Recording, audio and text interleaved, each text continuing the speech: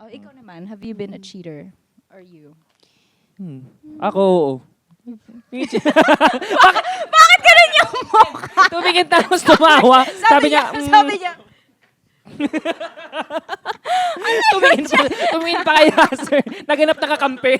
Yun na nga, oo. Sabi niya, no. Hindi. Yung naghintay siya kung maniniwala ba kami doon sa sinabi. ano, final answer? Oh, final.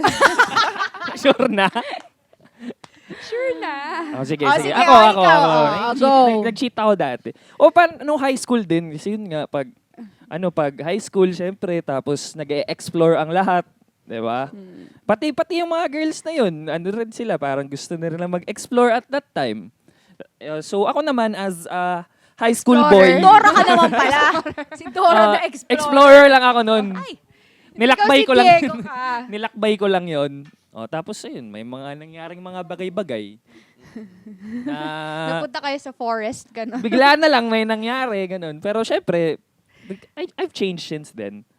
Oo. Okay ba? Damn. Okay. Sabi. Okay. Oo. Yun naman talaga, like, mistakes ko lang dati. Yeah. Pero ito, since si Yasser din naman naging cheater dati. Ano yung yung cheater dati? Balik mo pa. Oo, pare. Pero Nananahimik na yung nananahimik tao na eh. siya eh. Pero ano yung point na parang sinabi mo, tama na to, di ko na gagawin ulit to. Oo nga. Ano yung, Siguro Nagbago. ano rin talaga, yung ako para sa sarili ko lang din, hindi naman para sa lahat ng lalaki. Yung contentment. Yun, nung dati, nung mga bata-bata pa ako, parang may hinahanap ako na hindi ako makontento. Tapos nung habang nagkakaedad, nung naramdaman ko na yung takbo ng buhay, no, yung relasyon mo sa mga tao, kasi ako, naniniwala ako para maging successful ka, parang ang layo ko na. Okay lang yan. Hindi, para maging successful ka, parang yung karma kailangan mo maging mabait sa mga tao. So ako, pag Okay. nanloloko ka, babalik Babalik sa'yo? din babalik yan din sa'yo. sa'yo. And yun So, nga, naramdaman- nung oo. na-experience ko na, nung sabi ko, Ah. grabe, ganito pala yung feeling talaga, ganito pala yung sakit na, hindi ka makatulog. Pag pinipikit ko yung mata ko, Deserve. Deserve naman pala.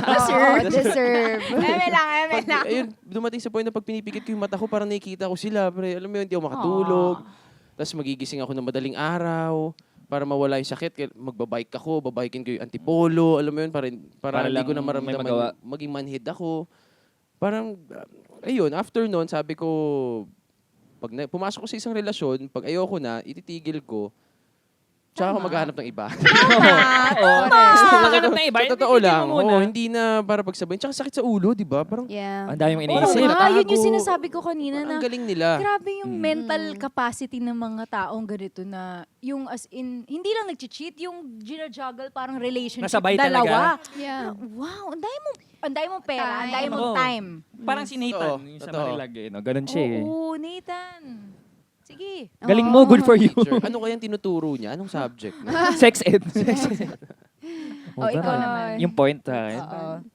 ako din, parang may na-experience din ako na, di naman siya nag-cheat technically, pero yun nga, yung kinakwento ko pa dati, yung gano'n na experience na they got together with someone that's close to me. So, yun nang di ko alam. So, ayun, parang nung bumalik na rin sa akin, doon ko na-feel na parang, ganito pala yung pakiramdam. Tsaka may isa din nung start pa lang to ng Sparkade, nakausap ko si Vince.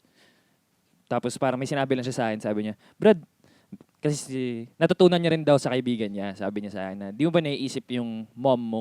Tsaka sister mo. Oo. Mom mo, yung mga mahal mo sa buhay pag nangyari sa kanila yan. Sabi ko, tumama sa akin yun.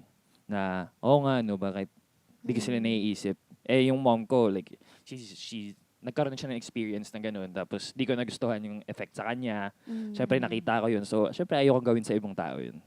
Yeah.